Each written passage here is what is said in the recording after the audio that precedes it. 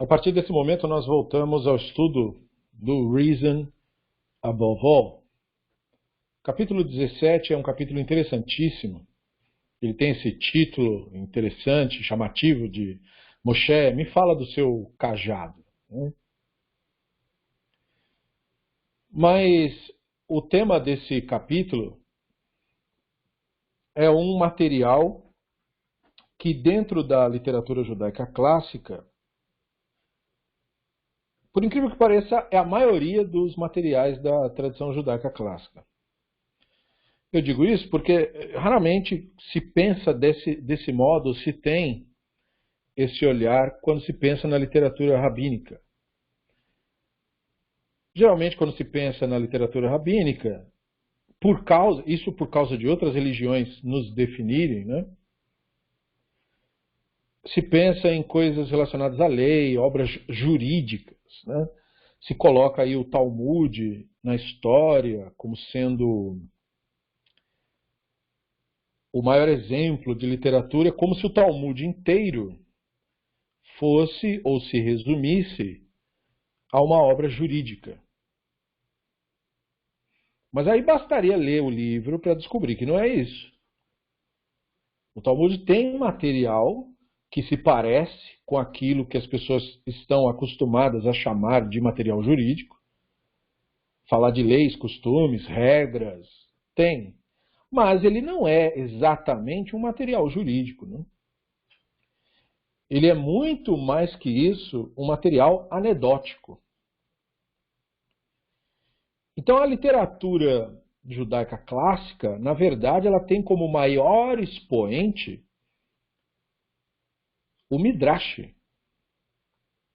E é sobre esse tema que nós vamos falar hoje. Sobre o entendimento do Midrash. E o Drazen usa um exemplo icônico para nos fazer pensar a respeito disso de uma maneira geral. Então ele começa o livro dizendo assim: dentre aquelas interpretações que são inteligentes, mas não são necessariamente verdadeiras, está aquela que diz que mesmo o nome do segundo livro da Bíblia hebraica ensina uma alahá. Se a pessoa observar as letras hebraicas do termo Shemot, que é o nome do segundo livro, né? Shemot, então se a pessoa olhar esse texto em hebraico que está aqui na tela, Shin, Mem, Vav, Tav, a pessoa poderia ler nisso daí um acrônimo. O acrônimo seria esse daqui, Shnai Mikra Vechad Targum. Aí você olha aqui, cada letra inicial da palavrinha é uma das letras que forma Shemot. Né? Shnaim, do Shin, Mikra, do Mem, Vechad, do Vav, Targum, do Tav. Que significa, né, duas vezes o texto hebraico, uma vez o texto aramaico. Essa concepção mencionada, e foi mencionada na aula anterior, né, do Talmud, recomendar ler o texto da Torá duas vezes e em seguida o Targum, ela então estaria codificada em todos os códigos jurídicos, tal qual o do Ramban, o Tur, o Shulchan Aruch, todos eles. São vários motivos dados pelos comentaristas para tal requerimento. Mas a explicação simples é a de que os rabinos que criaram o Midrash e o Talmud desejavam que as pessoas compreendessem o sentido simples da Bíblia hebraica, apresentado pelo Targum do Onkelos. Mesmo assim, há valor em se conhecer tais Midrashim, como será explicado em breve.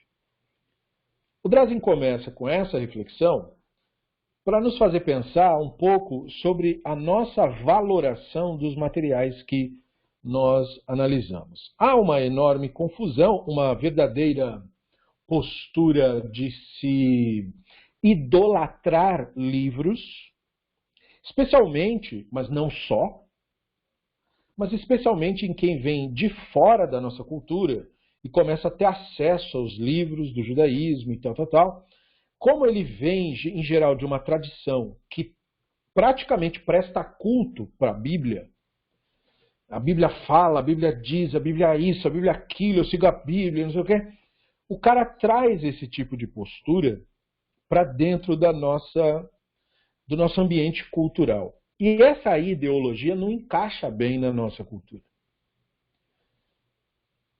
Então, é como nós tivemos um questionamento feito no grupo sobre se os rabinos contarem aquelas histórias e ter estas... E nós temos as evidências, não é, de que os redatores da Torá, cada um tinha uma história diferente da coisa. Eles não estavam falando da mesma coisa, né? Foi fabricado. E hoje foi postado mais um estudo baseado na Parashat Re'eh, mostrando, não é, que essa narrativa que foi criada, de que você tem que fazer o templo num lugar, porque foi o Moshe que mandou. Na verdade, isso é uma construção posterior ao reino davídico e do Shlomo. Portanto, o cara estava atribuindo a Moshe uma coisa que Moshe não disse, mas no objetivo político de, digamos assim, vencer na competição pelas interpretações de uma maneira tal que ficar só a versão dele. Portanto, nada a se estranhar aqui. Comportamento típico de ser humano visto em N culturas. A única questão é que a pessoa não sabia ou não pensava que tal postura acontecia também na nossa postura.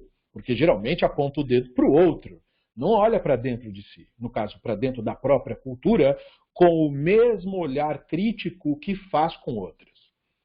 Então, esse tipo de estudo traz o olhar crítico, analítico, para dentro. E mostra que, no nosso caso, também não é diferente. E em algumas pessoas, isso gera aquela perplexidade clássica. O cara, não, mas aí violou a escritura. Aí não é o que a escritura disse. Como se a Torá, ou a própria Bíblia hebraica, para alguns um pouquinho mais delirantes, ela tivesse atravessado os tempos como um meteoro atravessa o universo. Ou seja, ela magicamente se transferiu de 3.000 anos atrás até agora, né, sem nenhuma alteração.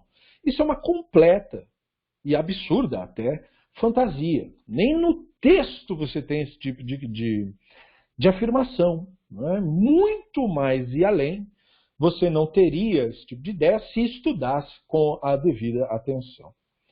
Então, esse fenômeno de você estranhar uma mudança no texto, de perceber que tem uma tradição sacerdotal que contava a história de um jeito, tem a tradição de pessoas desconhecidas, nós não sabemos quem eles eram, mas nós sabemos de uma coisa, toda vez que eles falavam do divino, eles chamavam o divino de Elohim. Então tem a tradição desse grupo aí. Então ficou com um símbolozinho da letra E para representar todos os textos que esse pessoal produziu. E aí você nota uma diferença muito clara na visão, por exemplo, do divino, da religião, de como o mundo funciona e das histórias antigas desse grupo, o grupo que usava o nome do Elohim, e o outro grupo sacerdotal, que falava mais de questão de tempo, regra, faz oferta aqui e não lá. E aí você tem um outro grupo que não chama o Elohim tanto de Elohim, mas chama de Hashem, usa o tetagrama. Esse outro grupo aí também tem outra história, que não é exatamente a mesma história daquele lá.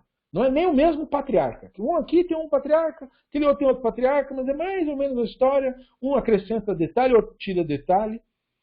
E aí você tem um outro redator, bem posterior também, o que provavelmente foi o responsável pelo Sefer Devarim, e esse cara pegou materiais dos que falavam do Elohim, dos que falavam do Hashem, dos que falavam do sacerdote, e fez um amálgama ali, dizendo, olha, a história é mais ou menos essa.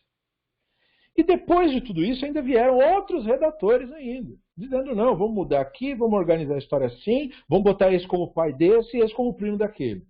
Né? E vamos dizer que aquele ali é o vilão, que ele é o nosso inimigo, né? Então ele é o ruim, e nós é que somos os bons. E aí vem uma outra turma e diz, não, nós que somos os bons, aqueles lá que são o ruim. E toda essa coxa de retalho de informações resultou nisso que as pessoas chamam de Bíblia.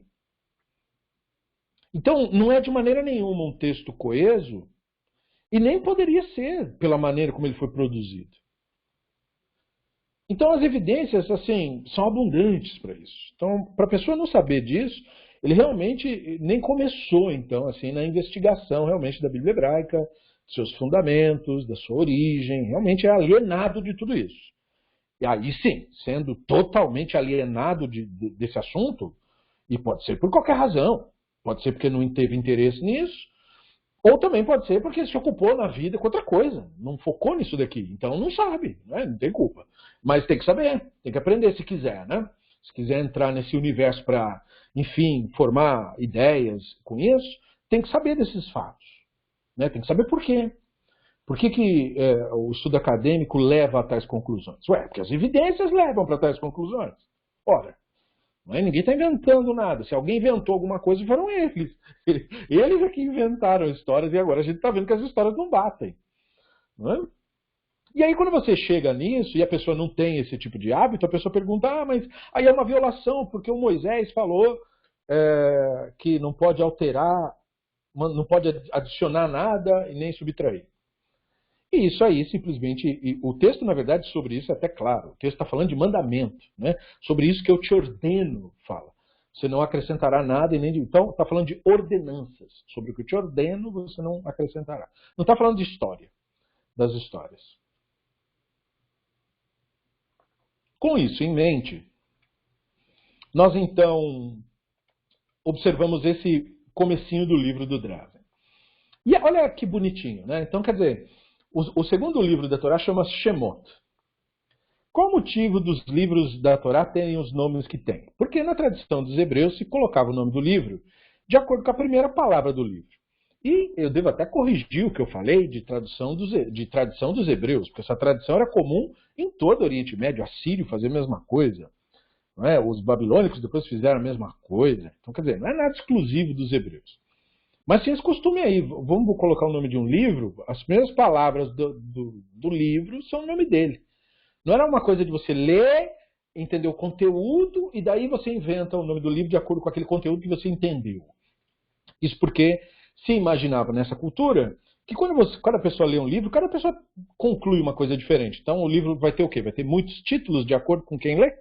Não tem como, tem que ser uma coisa coesa, uma coisa que todo mundo concorde. Então você imaginou, vamos colocar o primeiro nome. E o Sefer Shemot, ele chama Shemot só por isso. Né? Ele chama Shemot porque ele começa. Ele é Shemot. E pronto, o nome é Shemot. Mesma coisa o Bereshit, porque ele começa. Bereshit, Bara, Elohim, Eteshamay, Vedares. Pronto. Né? Então, assim, não é exatamente a primeira palavra no sentido numérico, mas a primeira grande palavra, ou seja, grande menção de alguma coisa. Porque, às vezes, é que nem você pega um livro que não começa exatamente com um termo, mas com artigo. Aí pula o artigo, vê qual é a palavra aí que é mais relevante. Aí. Então você tem aí a Torá, né? Bereshit, Shemot, Bamidbar, Vaikra e Devarim. Mas aí vem essa explicação, e isso é um sabor de como é uma explicação midrástica. Os rabinos séculos e séculos e séculos e séculos depois inventaram essa regra de que nós temos que ler o texto da Torá como nosso costume de estudo, 2 vezes no texto hebraico, e 1 vez na tradução.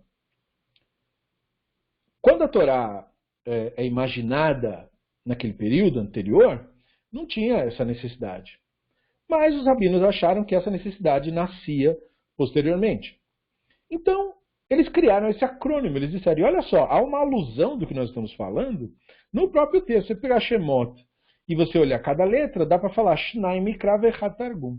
E essa brincadeira, esse jogo de palavras, é uma maneira esperta, uma maneira legal, uma maneira interessante de eu fazer você lembrar dessa obrigação que eu quero que você siga. Porque aí quando a pessoa aprende isso, toda vez que vai olhar Shemot, ele não vai olhar mais do mesmo jeito. Ele vai olhar, agora eu lembrei aquilo que o Rabino falou, né? Shnai Mikra Vechat Targum, olha só que legal. Entendeu? Ele fez isso para você lembrar da regra. O que acabou acontecendo com o Midrash? Começaram a dizer que essa era a intenção desde o começo. Olha como é um livro mágico. Desde o começo da época do Moisés já estava codificado, que era para ler 2 vezes. Aí você mentiu. Aí você extrapolou o Midrash. E é sobre isso que nós vamos refletir hoje. Sobre o que anda acontecendo no mundo religioso atual, dentro da extrapolação do Midrash. Como a maior parte da literatura judaica é literatura midráshtica, portanto é texto que conta história, né, que conta anedotas, boa parte da religião mística surge quando você pega o Midrash e você mente para as pessoas dizendo que é literal o significado do Midrash. Nunca foi, desde o começo. Então, novamente, quem vem de fora, já com a ideologia de prestar culto para livro, ou seja, a espiritualidade da pessoa é extraída de livro. Esse é o tipo de espiritualidade extremamente perigosa, né? Porque aí a pessoa se torna aquele fanático que anda com o livro debaixo do braço e quer que todo mundo se submeta ao seu livro. E aí você tem as guerras do mundo ocorrendo exatamente por causa disso. E a quantidade de textos que o judaísmo tem acabou passando para muita gente essa impressão. E até certo ponto, depois da influência e pressão do cristianismo durante tantos séculos, o judaísmo acabou meio que assumindo, para mais ou para menos, essa ideia, né? Porque tanto os cristãos falando isso, quanto os árabes chamando os judeus de o povo do livro, né? Como se a ideia da religião judaica fosse prestar culto para livro. E não é bem assim. Se eles nos conhecessem melhor, eles não nos chamariam de povo do livro, mas nos chamariam de povo das histórias. Isso seria bem mais interessante, mas é claro, não era esperar que o cara fosse fazer uma análise adequada. Então as questões que nós aprenderemos, as reflexões que nós faremos, e ao final da aula essas perguntas provavelmente estarão respondidas. Primeiro, o que é um Midrash? Segundo, qual era a opinião do Ramban sobre Midrashim? Terceiro, o que as pessoas devem ter em mente quando estudam o Midrash? E quarto, o que a história do Cajado Moshe demonstra sobre Midrashim? Então, começando do começo. O que é Midrash? O substantivo Midrash é derivado da raiz Dalet Resh Shin, Drash, que significa procurar, significa expor, significa explicar, significa interpretar, significa ensinar, significa palestrar. Olha quanta coisa significa o negócio. Os primeiros Midrashim foram criados em meados do começo da Era Comum. Então, pronto. Não tem isso de que foi Moisés, não tem Moisés na história. Começo da Era Comum, na mesma época do desenvolvimento da Mishnah. No começo, eram comunicados oralmente apenas, portanto, muito Midrash foi perdido, e depois eles foram sendo registrados. A Mishnah, em geral, consiste de compilações de leis, e o Midrash consiste tanto de leis quanto de homilias, ou seja, sermões mesmo, de cunho moralista, sobre ou baseados na Bíblia hebraica. Posteriormente, os Midrashim são chamados de Agadá, no plural, Agadot. O que é uma Agadá? Uma Agadá é uma história, uma narrativa, uma parábola, um sermão que eu inventei para te explicar alguma coisa. Faz parte da literatura imaginativa, portanto. Então esses dois conceitos eles andam meio que juntos. O do Midrash com a da Agadá. É que no Midrash eu estou mais focado na ideia de explicar, elucidar. E na Agadá eu estou já na história explicando. A Agadá é a historinha que eu inventei para explicar. O Midrash é a explicação como um todo. Não há um único livro chamado Midrash. São muitos livros que representam concepções até conflitantes, de épocas e locais diferentes, de muitos autores e editores, alguns tão tardios quanto 1200 da Era Comum. Então isso ele menciona no livro, para que nós tenhamos uma visão da coisa toda. Se você considerar os textos mais antigos de Midrash, nós temos de cunho mais exegeta, ou seja, lidando com a interpretação de Bíblia e essa coisa toda, nós temos a Mechilta. A palavra Mechilta em aramaico quer dizer medida. Então você tem a Mechilta do Rabi Ishmael, ou seja, a medida dele, o jeito que ele lidava com a coisa. Entendeu? Medida do Rabino Shimon Bar Yochai, mesma coisa, a medida dele, o jeitão que ele interpretava o negócio. Aí você tem a Mechilta Le Sefer Devarim, o título é óbvio, né? Aí você tem a Sifra e o Sifrei, que são também livros lidando com Shemot, lidando com textos ali da Torá. Esses livros aí são todos de meados de 200 da Era Comum.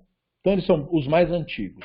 Junto com eles está o Aleph Bet do Rabino Akiva Ben Yosef, que se considera daquele período, não se sabe nesse caso, mas a diferença aí no caso é que a Mechilta, a Mehilta Sefer Devarim, o Sifra e o Sifré, são livros de Midrash exegéticos, focados em ficar interpretando texto de Bíblia. Já o Aleph Bet do Rabino Akiva é totalmente homilético. Ele não está com o compromisso de interpretar a Bíblia. Ele quer contar a história. Que era o que ele fazia mesmo. E nessa época aí, você também tem um outro livro que tem uma terceira via nesse processo, que a primeira via seria a exegese, a segunda via a homilética, e uma terceira via seria a narrativa. Você criar uma narrativa coesa com tudo aquilo. Aí surge um livro naquela época que chama Seder Olam Rabbah, que ele se propõe a fazer o quê? Tipo, organizar a história do mundo, como se fosse, entendeu? O cara pegou a Torá, começou a ler, e aí ele começou a montar como se fosse uma historinha, fazer um roteiro. E fazer um roteiro assim como se fosse uma história continuando, né? Então, esses estão entre os mais antigos. Quando você está ali no período entre 400 e 650 da Era Comum, é que surge um outro Midrash muito famoso, mas veja, já muito posterior, que é o Bereshit Rabbah e o Echa Rabbah. E você tem, esses são de exegese, e aí no lado da homilética, na mesma época mais ou menos, embora a época seja grande, perceba aí, né? Mas você tem o Vaikra Rabbah, Pesikta Durava Kahana e o Midrash Tanhumá, desse período de 400, 650 da Era Comum. E na narrativa, Seder Olam Zuta, que seria, digamos, uma versão resumida do outro. Aí passa muito tempo. Entre 650 e 900 da Era Comum, surge um novo Midrash, chamado Midrash Mishle, que é o Midrash sobre o Mishle. E o Kohelet Rabbah, que é o Midrash sobre o Rabbah. Então é como se tivesse surgido naquela época ali um interesse nesses livros aí. E esses dois aí são exegéticos. Aí do lado surge o material homilético também. Aí surge o Devarim Rabbah, para meio que completar, porque tinham feito o Bereshit Rabbah e o Vaikra Rabbah, séculos antes, né?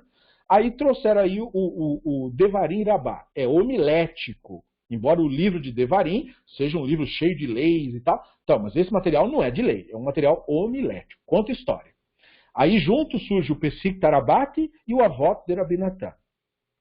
E na narrativa, junto, depois de ter vindo o Seder Olam Zuta, surge um livro chamado Pirkei de Rabi Eliezer e o Tana de Vei Eliyahu. Livros de narrativas. Novamente, não é material exegético, não é material homilético, é história. História inventada mesmo, narrativa. Daí passa o tempo.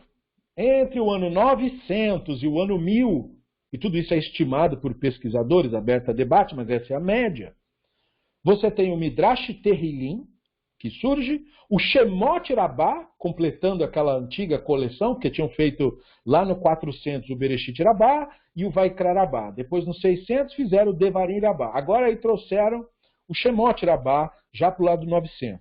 Aí vem o Ruth Ruzuta, que é uma versão resumida ali de comentários exegéticos, e o Echa Zuta, que tinha o Echa Rabbah, que Rabbah é tipo completo, né, grande, e aí o Zuta é a versão resumida daquilo. E aí nessa época não foi produzido materiais homiléticos e nem narrativos. Aí do ano 1000 até o ano 1200, mais um Midrash. Surge o Midrash Haggadah, do Moshe Darshan, e o Midrash Tadshe. E lá no campo da narrativa surge o tal do Sefer HaYashar, de história, de novo.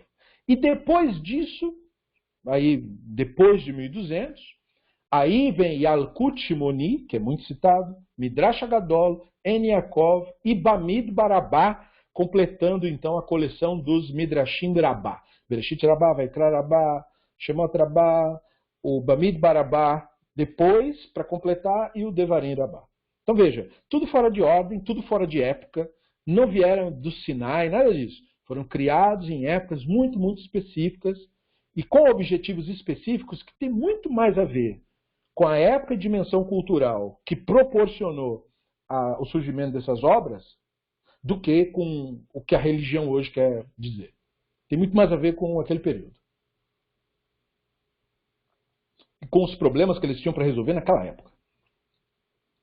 Então, para você ter uma ideia aí do que é Midrash e de onde que veio o negócio e quantos tem, é bastante livro, né? Esses que eu citei são os principais, eu não exauri o tema. Então, assim, ó, originalmente os sermões orais, nos diz o Drazen, eram promulgados por palestrantes com habilidades retóricas diversas e objetivos distintos também, em vários tipos de sinagogas.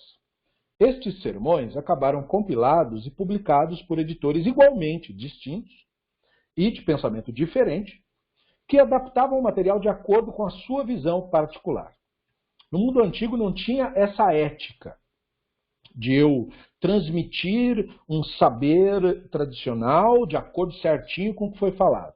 O cara, na hora de passar, ele adulterava mesmo e colocava o que ele achava que tinha que colocar. E isso era uma prática antiga mesmo, né? E nós vemos evidência disso analisando as fontes tradicionais da Torá, né? Você separa as fontes, né? O sacerdotal, do deuteronomista e de tudo isso, e você começa a ver que cada um está contando uma história. Mas o que o redator fez? O redator pegou tudo e contou do jeito dele. Dizendo, não, mas eu acho que tem que ser assim, eu acho que é isso aqui. E aí a história acaba meio que com ponta solta, contradições. Essa é a origem, na verdade, das contradições. Não é que tinha na versão original. Mas é que na hora que o cara montou o mosaico, ele não considerou isso daí, ou considerou um problema menor, não muito digno da sua atenção. Porque, como eu falei, a ética desse tipo de procedimento, naquele período era outra. Não era bem do jeito que nós hoje pensamos. Fala, não, você não pode fazer isso, você não pode adulterar só porque você discorda, né? Por exemplo, o que o texto falou de fato. Não tinha nada disso naquele período ali. Então eles mudaram mesmo, não tinha problema para eles, né? E aí isso dá mais trabalho para pesquisadores agora, porque tem que, digamos assim, desfazer o que foi feito. E muitas vezes não dá. Então é importante ter isso em mente, nos diz o Drazen, já que os sermões eram promulgados em geral, ao povo comum, e não a estudiosos das obras, sem a intenção de ensinar a verdade, como a religião hoje faz com esses livros, né? Ou com fontes desses livros sem dizer que é de lá, que é o mais comum.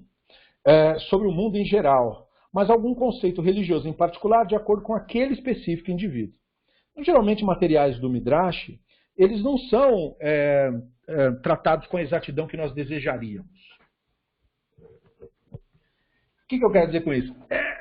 O cara conta para você uma história do Midrash, mas ele não diz que é de tal Midrash, de tal época. Ele diz assim, o judaísmo, entendeu? O judaísmo diz assim, diz assado. O que ele está querendo com você? Ele está querendo que você acredite no que ele está falando sem fazer muita pergunta.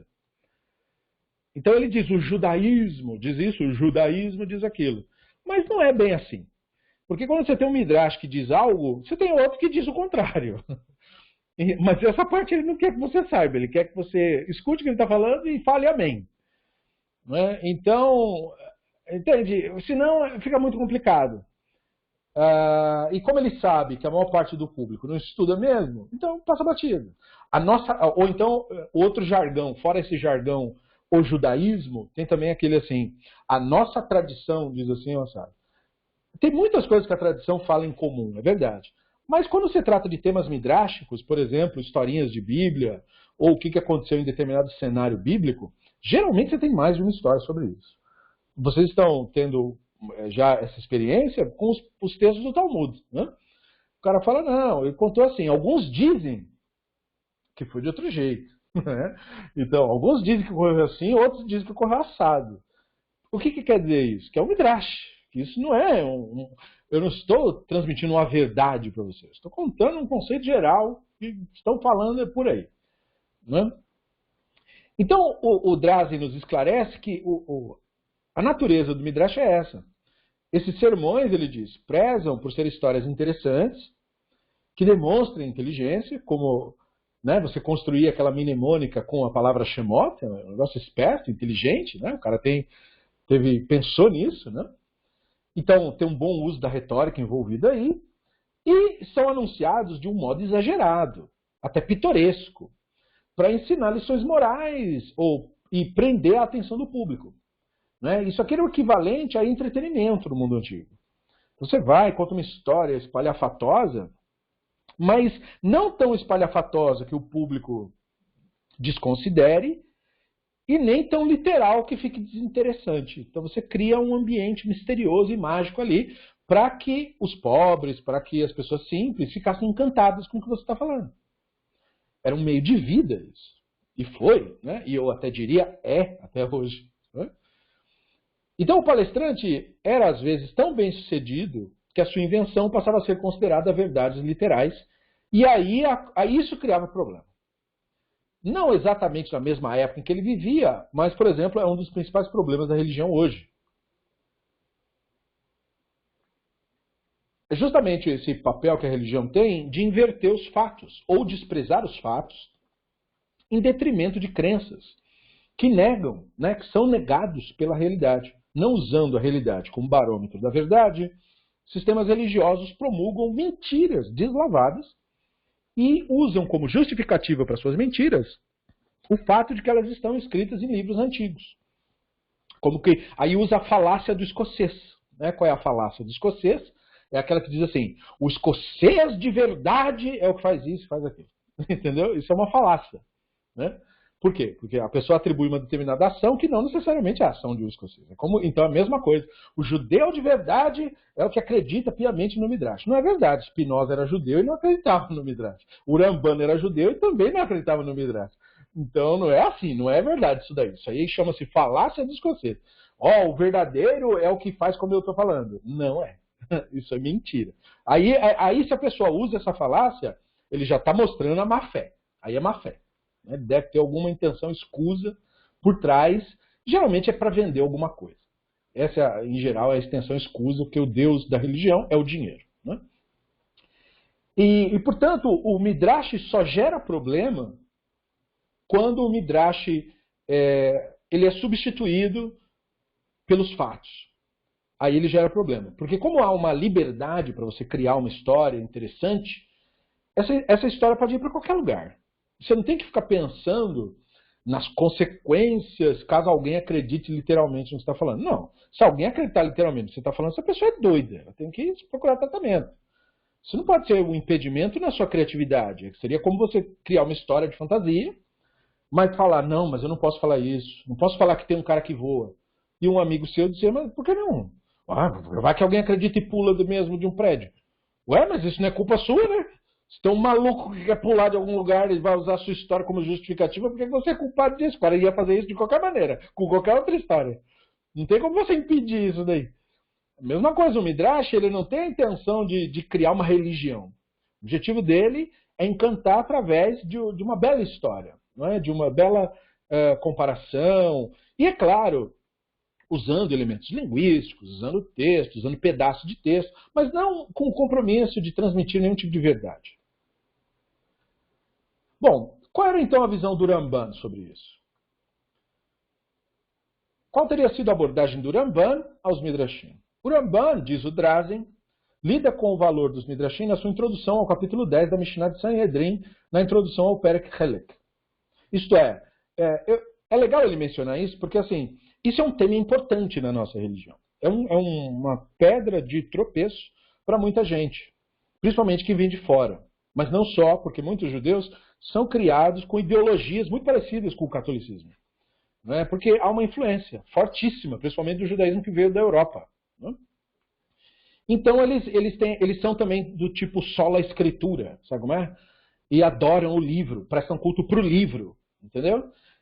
E tem um pouco tanto do cristianismo nisso, como tem também um pouco do islamismo nisso. Né? O islamismo também vê o Corão como o Alá encarnado no livro. O livro é sagrado, porque o Alá está naquele livro lá. E você não vai encontrar, de uma maneira muito rara, judeus falando isso da Torá. Né? A Torá é o Hashem próprio, ali, imbuído. Né? O cara acha até que tem uma energia na Torá. Por isso o costume de querer botar a mão na Torá para ver se transfere um pouco daquela energia. Né? Que tem uma mágica ali. Né? E é claro que isso é mentira.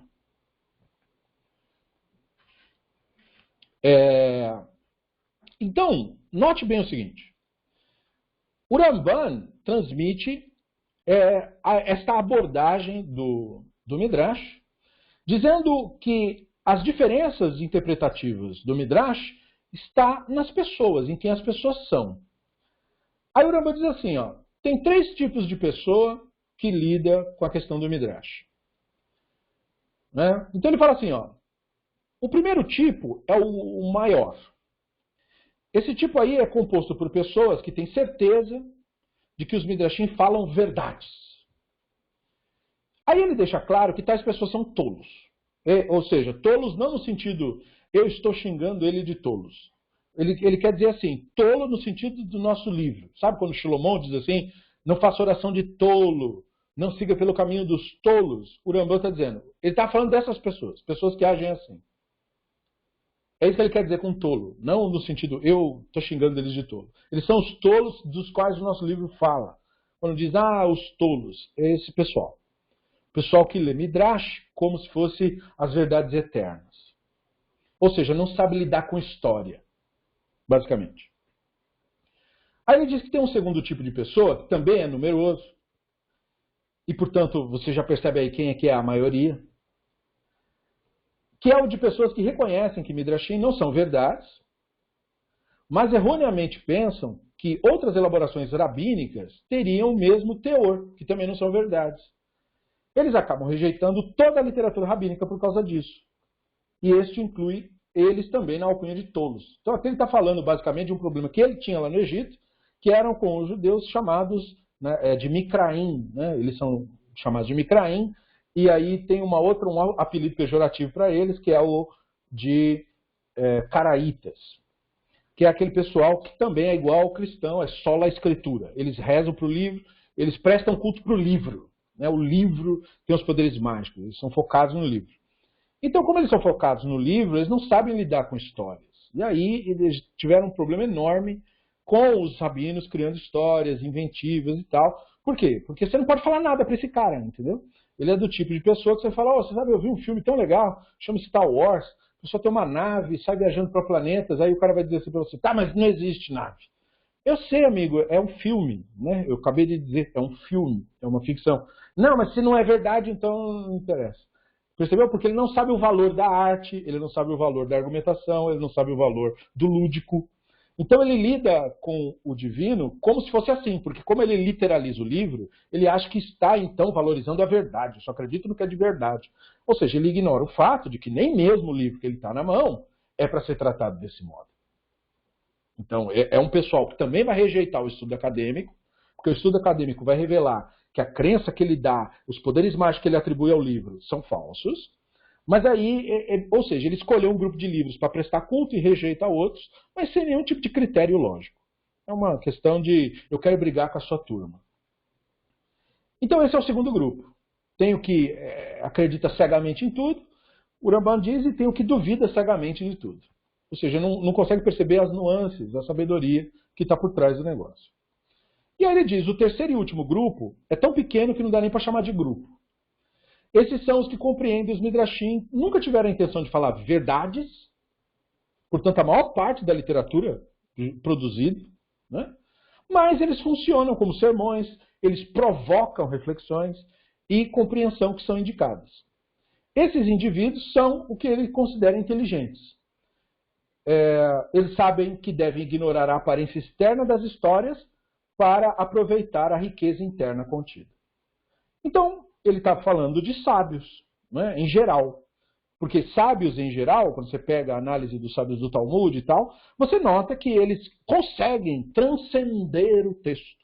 Né? O texto fala algumas coisas que são chocantes, às vezes, e os rabinos, em vez de dizer não é verdade, é verdade, não, eles estão dizendo esse texto está apontando para algo. E é esse algo aí que interessa. Então, um exemplo clássico, quando os rabinos leem na Torá, ou repetir a doutrina do código Hammurabi, tem que ser olho por olho, dente por dente, mão por mão, pé por pé, blá, blá, blá.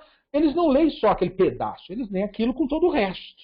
E aí eles falam, bom, mas esse pedaço aí, né, com todo o resto, me dá a entender que a mão pela mão é a mão pelo valor da mão, não do jeito que eles faziam. Né, a mão do outro pela mão do outro, mas o valor, porque as coisas têm valor para a vida da pessoa. Então, nós vamos aplicar desse modo, porque o que eles entenderam é que estava apontando para isso. Veja, isso não é ser só a escritura. Então, os sábios, eles tinham essa capacidade de transcender o texto. É literalmente o que o texto disse? Não, claro que não é. O texto foi claro, né? Tira um dente do outro que tirar o seu, tira o olho do outro que tirar o seu, tira a mão do outro que tirar a sua. O texto falou isso, literalmente foi isso que o texto disse. Mas aí os rabinos, não, mas não é isso não, tá maluco? Não é para fazer isso daí. Então, você percebe que eles conseguiam sair transcender o texto em busca do conhecimento.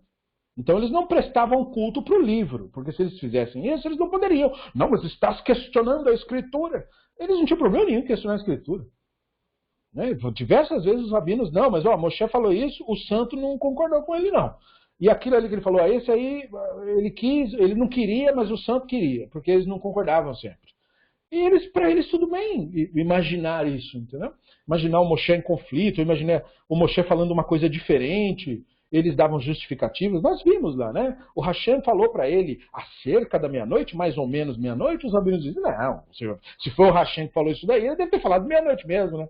Ué, mas se ele falou meia-noite mesmo, por que ele está falando mais ou menos?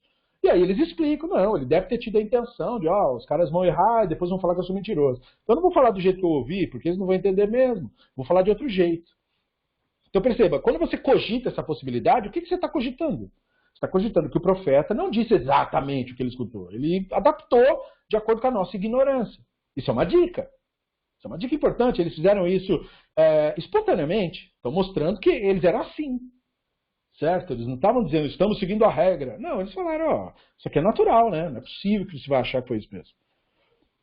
Então, eu acho que essa reflexão responde um pouco o que o Franklin perguntou, se esse é o ponto de vista dos racionalistas, né, entre aspas aí, ou se em algum lugar está claro qual é a intenção dos autores. Em nenhum lugar, em texto nenhum, está claro qual é a intenção de ninguém. Na nossa literatura toda, nem na Torá, você começa a Torá. É como nós fizemos um estudo recente, explicando um pouco sobre a questão de por que o estudo acadêmico diz que Moshe, a personagem, não é o autor da Torá, de acordo com a própria Torá. Não é? Isso é uma doutrina da religião, mas não é o que o livro mesmo diz, se você quiser ser só a escritura. Não é? E aí é muito interessante isso, né? Porque você pega o livro de Bereshit, por exemplo, se alguém te desse separado esse livro, e aí você não tivesse a influência da religião na sua cabeça. Você simplesmente lesse o livro. E aí você terminasse o livro. E aí eu te perguntasse, e aí, legal o livro? Eu vi as histórias, tal. Lembra das histórias? Lembro. Começa falando de um cara lá, um Adão e tal, não sei o quê, estava no jardim. Então, mas a pergunta que eu te faço é, quem é o autor desse livro aí? Quem escreveu esse livro? Você termina o livro, você sabia quem é o autor, porque o livro não indica, não dá nenhuma dica de quem é o autor. Entendeu? E aí você começa a fazer uma análise crítica em Shemot, Vaikra, Bamidbar e Devarim, e você descobre que não é muito claro não que Moshe era autor de nada, não. Tem trechos específicos que a Torá diz, olha, ele escreveu isso, essa frase aqui, e é para escrever isso. E textos assim que o Hashem fala para ele, agora Moshe, escreve isso daqui, ó. Eu vou abominar a descendência de Ameleque, escreve isso. Veja, isso não é o livro inteiro, é isso que eu estou mandando. Então, o estudo, enfim, explica isso com muito mais detalhes, mas eu só quero trazer aquilo à tona para mostrar cadê a intenção? E qual era a intenção do cara? Porque não teve um cara só. Quando você fala de intenção de um livro, você está falando de um autor específico, mas se você tem uma tradição com uma obra que é vários textos retalhados, você não tem mais a intenção do autor. Ou você consegue deduzir, se você descobrir mais ou menos, por exemplo, período político que o cara viveu. Por exemplo, no estudo que nós fizemos hoje, ficou uma evidência ali de que o Devarim foi afetado pelas decisões que foram tomadas no final do reino do Hezequiah, que estava sob o domínio do Sanherib. Pelo que ele fez lá, que ele influenciou a criação da narrativa de que, olha, só pode fazer culto aqui, viu, pessoal? Não pode fazer culto nos outros, o que era algo muito fácil de dizer depois que o inimigo veio e destruiu todos os outros, né? Aí fica fácil, viu? Só pode fazer aqui mesmo. Lógico que não tinha outro para fazer mais, porque já estava totalmente destruído. Então, foi a circunstância que criou a situação. Perceba aí, né? Logo, como que você analisa intenção de autores, de livros, que você não sabe nem quem é o autor? Você analisa através da narrativa, mas depende muito, muito mais de quem você é, do que o livro está dizendo, de fato. Mesma coisa Midrashim. Midrashim são textos inventivos.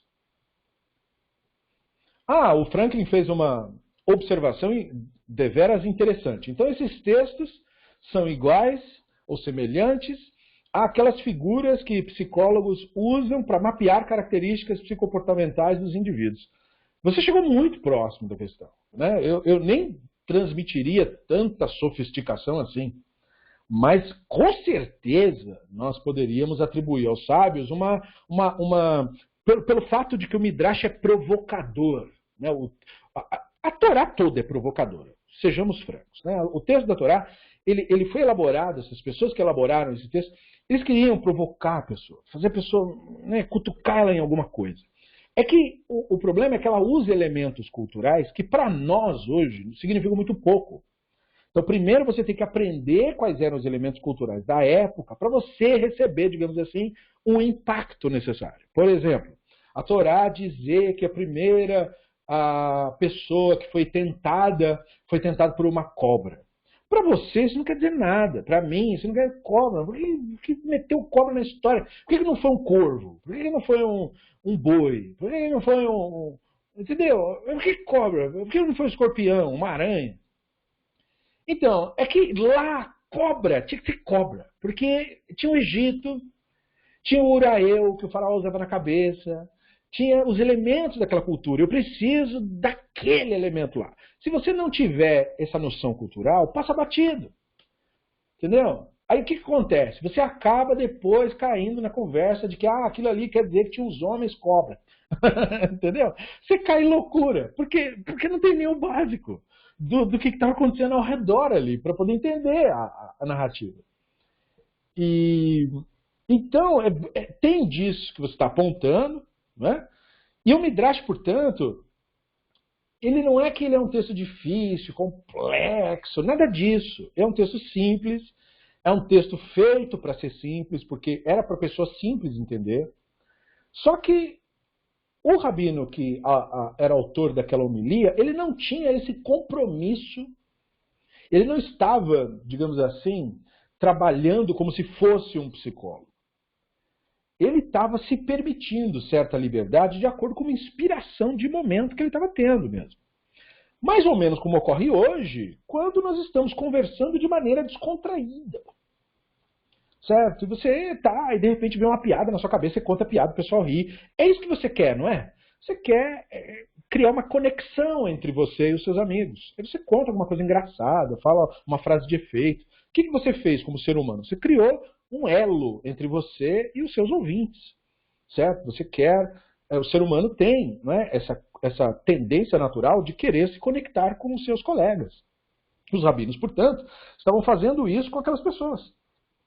Querendo conectar eles pela via emocional com os elementos da religião. E o Midrash é perfeito para fazer isso. Entendeu? Porque a pessoa vai rir, vai se divertir com os temas da tradição. E é isso que os rabinos queriam fazer. Mostrar o lado lúdico, o lado interessante. Dar um pouquinho para a pessoa do gosto de estudar os livros, entendeu? E de o que te vem na cabeça. Porque eram pessoas de vida dura. Né?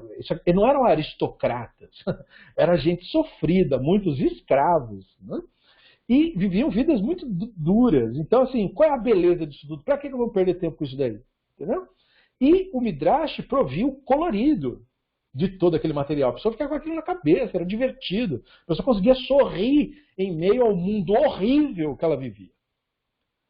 Então é muito importante o trabalho do Midrash. Mas isso também pode levar a pessoa a paixões. A idolatria é basicamente isso. O que é um ídolo? É uma paixão que eu inventei e aí eu me apaixono pela minha paixão. É a mesma coisa. A pessoa pega um relato do Midrash e usa como tábua de salvação porque a pessoa está com problemas psicológicos mesmo e não consegue lidar com isso. Geralmente, a idolatria é um sinal de algum distúrbio psicológico. Em geral, ela é uma negação da realidade, porque ela é culto ao fruto da imaginação, né? Então a pessoa idolatra o Midrash, idolatra a Torá, quando a pessoa... Isso é um sinal, é um indicativo mais de que ela está com problema do que do texto. Nós não devemos atribuir problema ao texto por causa do fanático. Ele é uma pessoa com problemas, né? Que no caso precisaria de ajuda aí de profissionais da área, porque não sabe lidar com o real e usa aquilo como muleta para ocultar a realidade de si. E aí o fanatismo surge. Então ele é um tolo, no sentido de não saber viver. Entre os dois termos que o Rambam usou, né? O sábio, o inteligente, é a pessoa que sabe viver. E o tolo não sabe viver. Por isso que ele transforma a religião em idolatria, mesmo que seja judaica. Tanto faz. Então, o Drazen, para nos trazer um exemplo vivo disso, modo de falar, né? Ele traz o exemplo do cajado de Moshe, que é muito legal. Então, ele diz assim, um bom exemplo dos entendimentos distintos do Midrash está na narrativa do cajado de Moshe. A Bíblia hebraica diz que Moshe usava seu cajado para realizar milagres diversos, como transformar as águas do Nilo em sangue. Então parece tentador pensar que Moshe estivesse usando um cajado simplesmente porque era a prática da época, como os homens do século XIX andavam de bengala, né? Você olha as fotos, a maioria dos caras de bengala. Geralmente é porque o cara tentava aprender a andar a cavalo, caía, quebrava a perna, e a ortopedia no século XIX era, né, muito primitiva, né? Hoje ela avançou um pouquinho, mas ela ainda usa os métodos antigos, não é uma área da ciência que teve lá seus grandes avanços, né?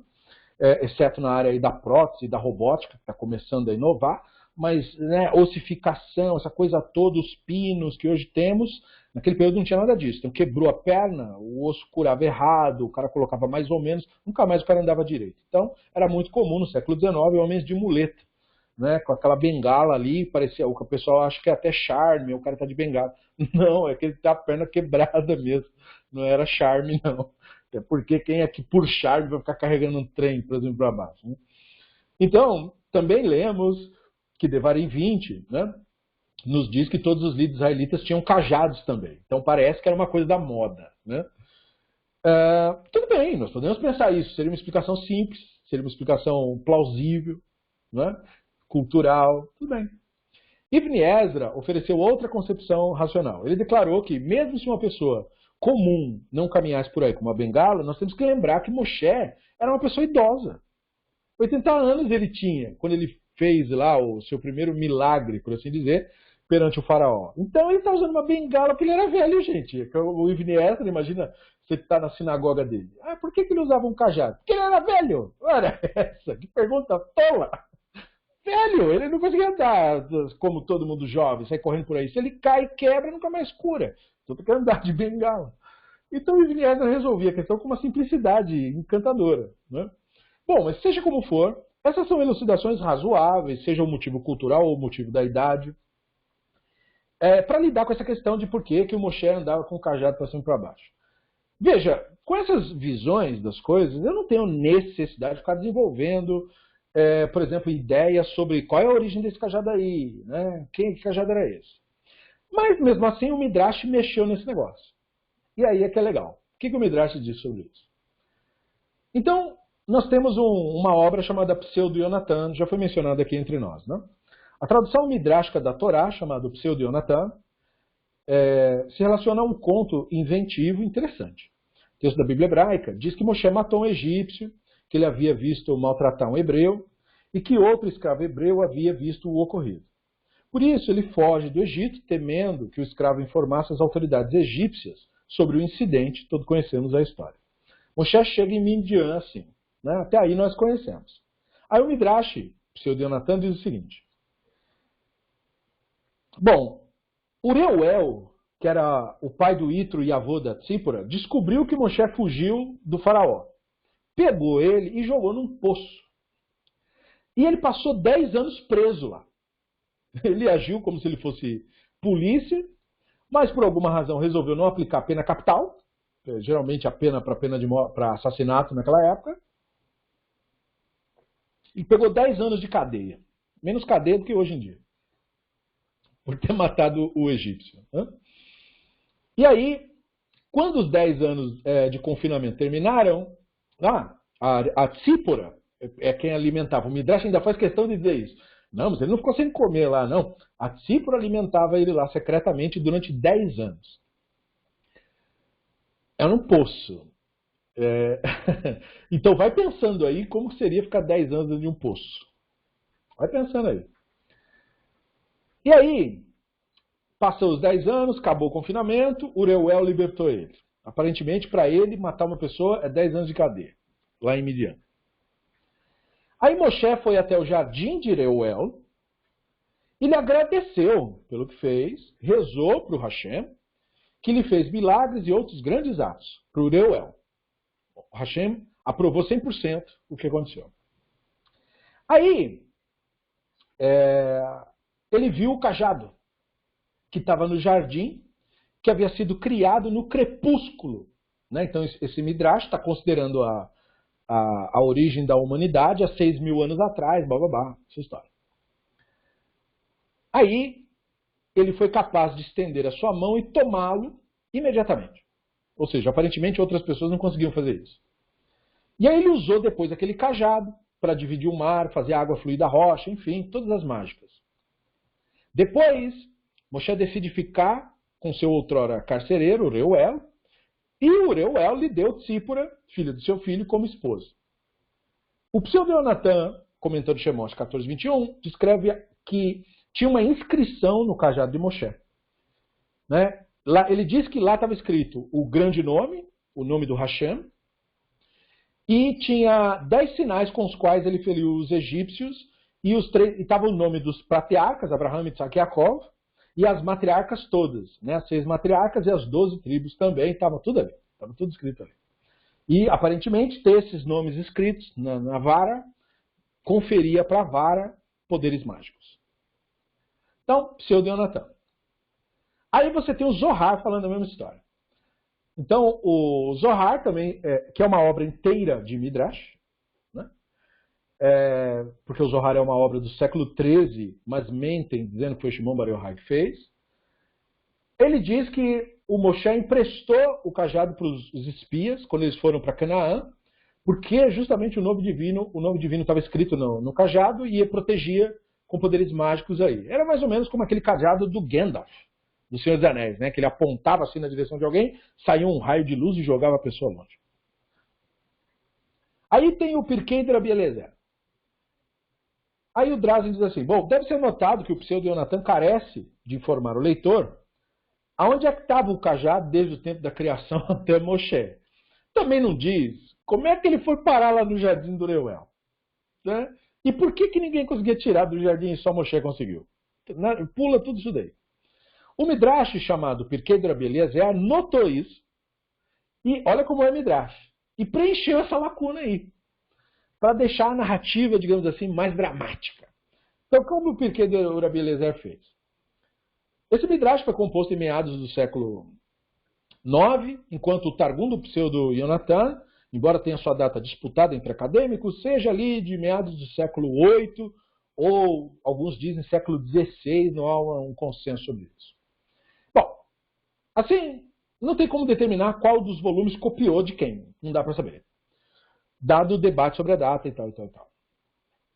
Bom, de acordo com o Pirkei do Rabi Eliezer, no capítulo 19, tem 2 versões do mesmo Midrash, o cajado do Moshe era, na verdade, 1 entre 10. Tinha 10 cajados mágicos, não só um.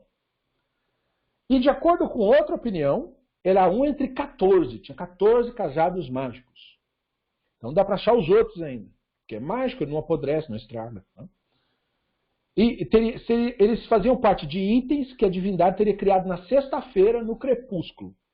Ou seja, para essa história ser verdade, eu preciso também acreditar no relato dos 6.000 anos do mundo, que o mundo só tem 6.000 anos, magicamente surgiu ali, blá, blá. Tem que acreditar nisso, porque o Midrash depende dessa crença aí. No Pirkei do Rabino Eliezer 40, o Rabino Levi diz, o cajado que tinha sido criado no crepúsculo foi dado a Adão no Jardim do Éden. O Adão deu para Hanor, o Hanor deu para o Noah. Noah deu a Shem, Shem deu a Abraham. Então Yitzhak, Yaakov e Yosef. Quando Yosef morreu, o faraó confiscou as suas propriedades. Aí é nesse ponto que o texto do Midrash fica confuso. Porque o trecho, numa versão, traz que o faraó era um mago. Mas alguns comentaristas dizem que esse texto está errado. Que o cara, na hora de copiar, errou. Não era para dizer o faraó era um mago, era para dizer Itro era um mago. Guarde isso na sua memória. Houve um erro na hora de passar. E ele era um mago e ele desejava o cajado, porque o cajado, obviamente, tem poderes mágicos poderosíssimos. Né? Era bem o cajado do Gandalf mesmo. Reconhecendo os sinais do cajado, o tomou e colocou no jardim do Itro. Foi assim que o cajado, veja, ele preencheu a lacuna, né? Como que o cajado foi parar lá? Foi mais ou menos assim. A história é meio furada, se você pensar, mas tudo bem, não importa. Ele foi parar lá, foi assim que foi parar lá. E daí, uma vez que ele estivesse no jardim, ninguém conseguia se aproximar do cajado. Ou seja, ninguém conseguia tirar o cajado do jardim. Quando Moshe veio à sua casa, viu o cajado, leu os inscritos, tomou e levou. Introviu Moshe e disse: Este será aquele que redimirá Israel do Egito no futuro. Portanto, ele lhe deu Tzipora, sua filha, como esposa. Então, toma aqui, caso com a minha filha, homem importante. Ela queria ou não queria? Não vem ao caso. Isso não vem ao caso. Aí tem outros midrashim que o Drazen traz. O Yalkut Shimoni, que é uma coletânea de Agadot de meados do século XII, XIII, também menciona Shemot 4, bem como muitos midrashim que relacionam sobre as versões da origem do cajado de Moshe. O que deve ficar claro nisso tudo é que as partes agadáticas dos midrashim são histórias inventadas que vão além do texto e elaboram sobre ele e têm a pretensão de esclarecer o sentido, sem a pretensão de esclarecer o sentido pleno do texto, ou seja, sem a pretensão de descrever o que aconteceu. Eles são distintos, né, especialmente quando estão falando do mesmo assunto. Nesse caso, eles parecem baseados nas lendas do rei Arthur. Eu imagino que vocês devem ter pensado nisso na hora, né? A espada mágica, Excalibur, que está numa pedra, só pode ser tirada pelo Salvador da Inglaterra. O que é curioso, que me veio à mente quando eu estava analisando esse trecho do livro do Drazen, é o fato de que tem gente que acha que o rei Arthur existiu mesmo. Muito legal. E provavelmente é o mesmo pessoal que acha que esse Midrash é verdade. Então, o rei Arthur nunca existiu. Ele é um personagem de ficção. Nunca houve nenhum rei na Inglaterra chamado Arthur, nada disso aí. Nada daquilo ali jamais aconteceu em lugar nenhum. É uma história. Foi totalmente inventado para divertir no começo. Também passar um pouco de mensagem política. Deus está conosco e não com eles. E, portanto, o Midrash tem o mesmo teor. Não? Os Midrashim contêm erros dos escribas, Drazen nos lembra, tal como colocar o termo faraó no lugar do Ítrio. Eles são hiperbólicos, ou seja, exagerados por natureza, plenos de sugestões mágicas ou eventos irreais. Eles foram escritos pelos rabinos para dar ferramenta aos palestrantes em seus sermões e não devem ser considerados literais, nos instrui Drazen. O que ocorre atualmente é que a religião deixa de mencionar tais fatos, propositalmente. Ou seja, o cara é aquilo lá, né? O cara pega um trecho do Midrash, só que ele não vai te dizer que é um Midrash. Ele vai dizer assim: o judaísmo explica esse verso da seguinte maneira. E aí ele conta aquela história legal. A história é legal mesmo.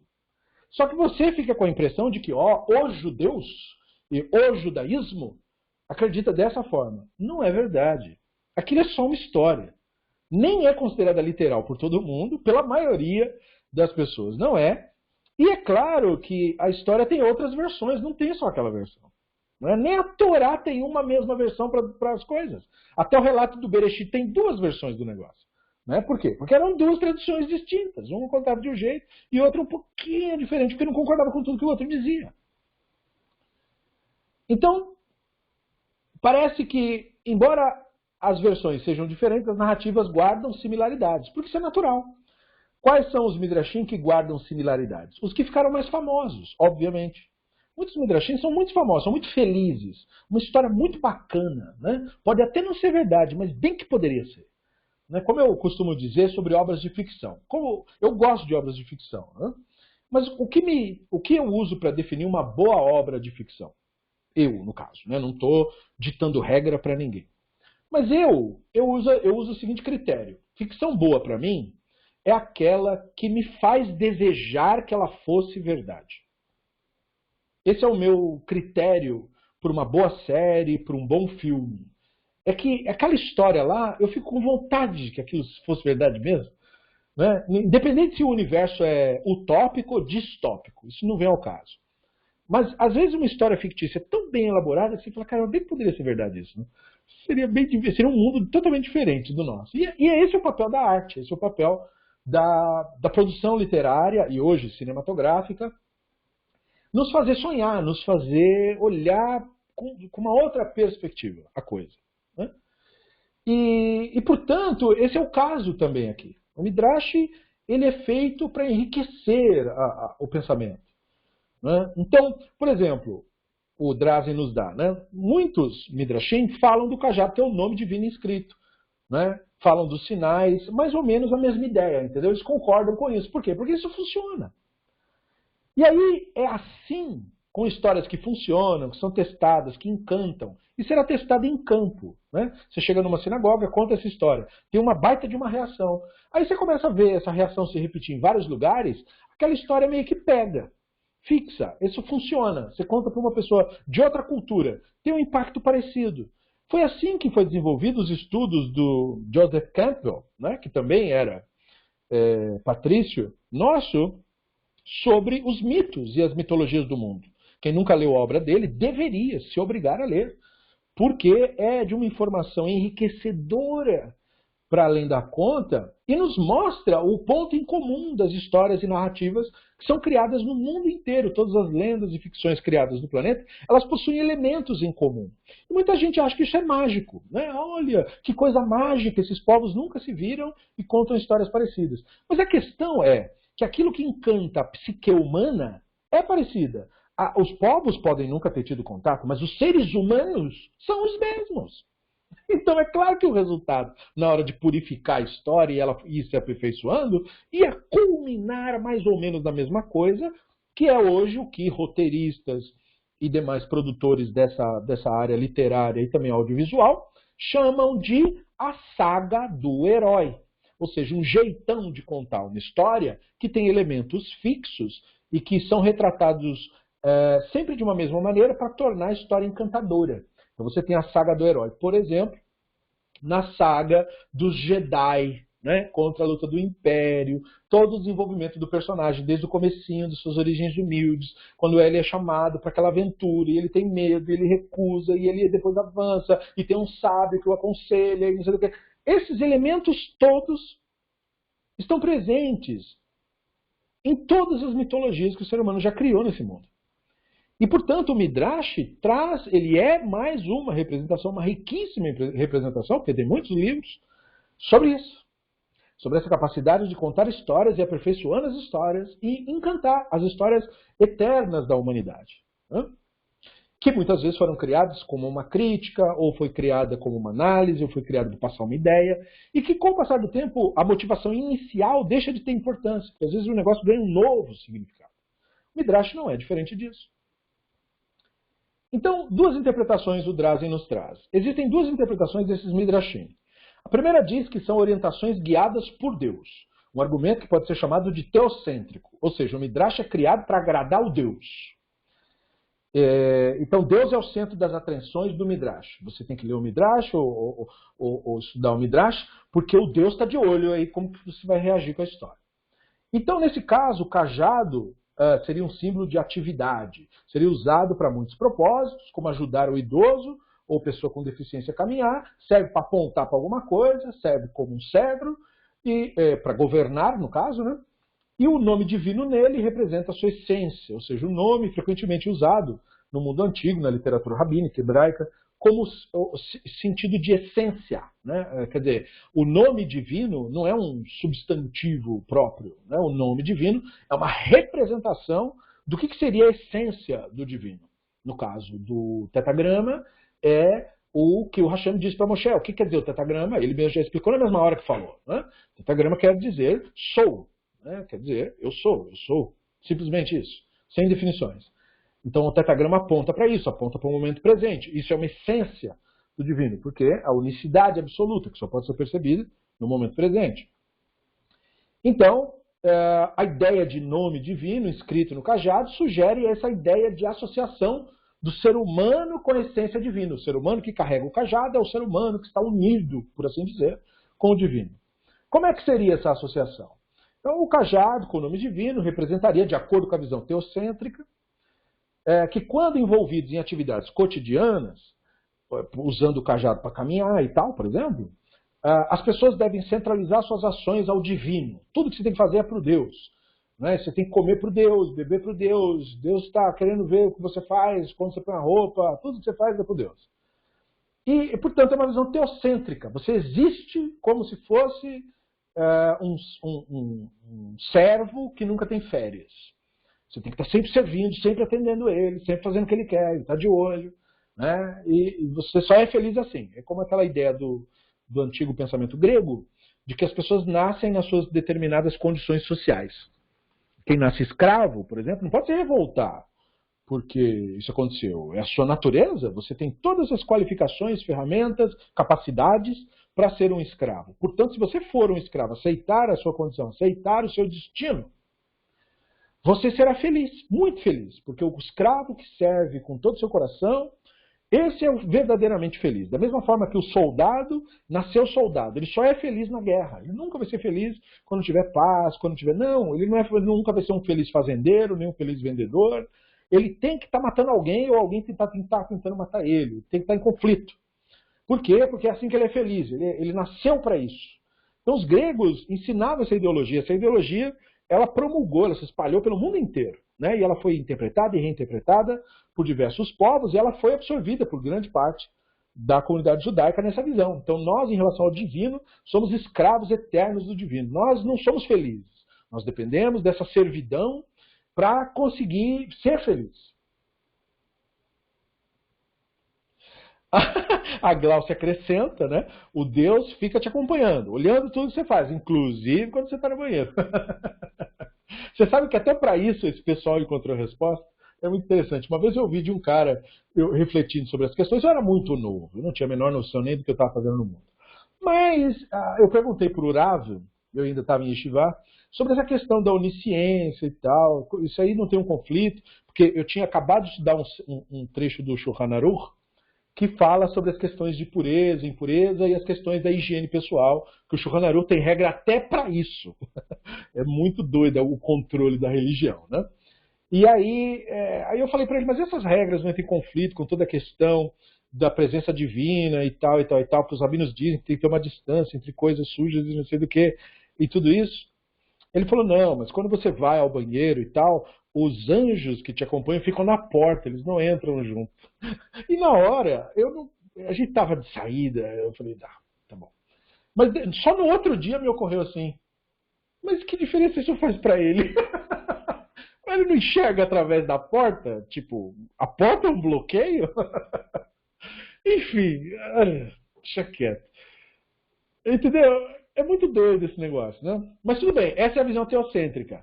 Então, a pessoa que tem essa visão teocêntrica, que vê o ser humano como escravo de um tipo de Deus, que tem o ser humano como se fosse o seu animal favorito, e vale lembrar, né? Para você pensar isso, você tem que desprezar toda a realidade. Por exemplo, isso aí não cabe na realidade biológica. Tipo, se você estudar biologia, aí já não cabe mais essa visão, não tem como. Não tem como encaixar. Esse pessoal que quer fazer uma pseudociência e dizer que a ciência concorda com essas visões teocêntricas, não, ela não concorda. Ela contradiz mesmo. Porque para esse universo funcionar, o universo tem que ter começado com o ser humano. Ele é o bicho favorito do Deus, todos os outros bichos só existem para poder servir aos propósitos desse animal favorito, e tal, e tal, e tal. Só que se você estudar a biologia, você vai aprender que é 360 graus ao contrário. O ser humano não é o primeiro bicho, mas o último, na escala evolutiva do planeta. E desde que surgiu a primeira forma de vida, e a história que o planeta foi tendo, até chegar no ser humano, quando o ser humano surge enquanto hominídeo, né, evoluído de outros animais, a história do planeta já tinha se passado do que a gente tem conhecimento agora com os conhecimentos fósseis e arqueológicos e tudo mais. É assim, é 98,9% de tudo o que aconteceu neste planeta não tem nada que ver conosco. Nada. Tanto que uma vez um astrofísico, Neil deGrasse Tyson, fez um programinha muito interessante de ver sobre astronomia, onde ele fez um exercício que tinha sido sugerido e iniciado pelo Carl Sagan, de colocar como uma referência, para a gente ter uma noção, que é difícil, né? Colocar a idade do universo todo num calendário de um ano. Tipo, comprimir todas as eras e séculos e tudo num calendário de um ano, de 12 meses. E perguntar em seguida, aonde nós estamos nesse calendário? Então ele vai mês por mês, né? Por exemplo, janeiro não tinha nada. Aqui a expansão ainda estava acontecendo. Aí vai janeiro, fevereiro, março, abril, lá em abril mais ou menos, aí surgem as primeiras estrelas. Entendeu? Aí ele vai indo, vai indo, vai indo. Aí quando chega dezembro, aí você fala, bom, o homem está em dezembro. Não também. Começo de dezembro inteiro não tinha nada a ver conosco, nem mesmo até o último dia de dezembro. Só tinha os outros animais. Onde está o ser humano? O ser humano está no último dia de dezembro, nos 15 últimos minutos do ano. Então, esses últimos 15 minutos do último dia do ano é toda a história da humanidade. E tudo que aconteceu antes, do resto do ano, aquilo ali é o universo. Então, como que a gente poderia, depois de uma informação como essa, né, dizer que isso foi feito por nossa causa, porque eu sou o bicho favorito? Claro que eu não sou, né? Não tem nada a ver comigo essa história. Cheguei aqui de alegre, não tinha nem que ver com isso. Entendeu? Não tem nada a ver conosco. Então, essa visão teocêntrica, ela precisa que você ignore física, arqueologia, antropologia, ou seja, estudo dos mundos anteriores, estudo da cultura humana, estudo da biologia, da vida, portanto. Enfim, você tem que ignorar tudo para você viver num mundo fantasioso que começou com poderes mágicos 6.000 anos atrás. Para você conseguir ter essa visão teocêntrica com honestidade intelectual.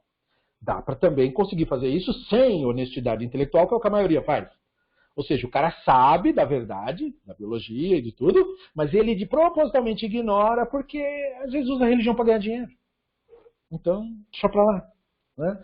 Eu não preciso acreditar, se o outro acreditar, não tem problema. Né? Entendeu como é que funciona? A maioria dos casos é assim. Mas muita gente, de fato, ignora a realidade para poder encaixar essa visão teocêntrica. Ah, sim, o Adriano está fazendo um comentário interessante, lembrando do filósofo Sócrates, que tinha a sua frase icônica de saber que nada sabe, e por isso ter descoberto o que a profetisa dele lá falou para ele, o Deus já falou que você é o mais sábio. E ele passou anos com esse negócio na cabeça. O que quer dizer isso? E ele falou, descobri. É que eu só sei que eu nada sei mesmo. Eu sei que eu não sei nada. Eu admito que os outros não fazem isso. Essa é a única diferença entre mim e eles. E aí ele está dizendo que o professor de astronomia dele diz o ser humano hoje sabe que não sabe. Ou seja, não é mais uma dúvida filosófica. Né? Aí o Fábio completou que a religião é só um massageio no ego, para a pessoa ficar se achando. Certamente. Então a visão teocêntrica, ela parece bonita. Ela parece porque ela coloca Deus num pedestal. Olha, o glorioso, glorioso, nós te amamos, uhul. Né? Como o pessoal fanático religioso gosta de cantar aquela musiquinha, porque parece que a pessoa ama mesmo, né? Akadosh Baruhu, Anarno Ravino, né? Né? Santo, bendito seja, nós te amamos. Aí a pessoa fica toda emocionada, ai, que coisa linda. Pois é, mas a visão, na verdade, é uma turbinada na arrogância do ser humano. É o oposto, dá o efeito contrário. Por quê? Porque quando você coloca Deus no pedestal, o Deus que está no pedestal é uma projeção da sua cabeça. Portanto, é você mesmo. Você está prestando culto a si mesmo e dizendo que o universo gira em torno do seu umbigo. Ou seja, você comeu o fruto que o Hashem disse, não coma dele. É incrível, né? Como você chega no negócio. E o Drazen comenta que o problema dessa visão é a sua passividade. Ou seja, nós somos escravos. Não tem como sair disso, entendeu? Ou seja, as pessoas que vivem nesse universo mental, eles vivem numa Coreia do Norte. Deus é o Kim Jong-un, né? E o Kim Jong-un é excêntrico. Sabe como ele é, né? Tem que usar o cabelo do jeito que ele quer, tem que usar a roupa do jeito que ele quer, só pode comer o que ele gosta, só pode falar o que ele aprova. Né? E se você não prestar culto para ele, ele te mata. Veja. Vis-a-vis aí, cada ponto confere. Não é? E se você não obedece a ele, ele manda você para um campo de concentração de tortura. E a única vantagem, no caso do Kim Jong-un, é que se você morrer, acabou o sofrimento. Agora, no caso do Deus, eles dizem que não. É aí que o sofrimento começa mesmo. Porque ele vai te torturar depois ainda, só de raiva.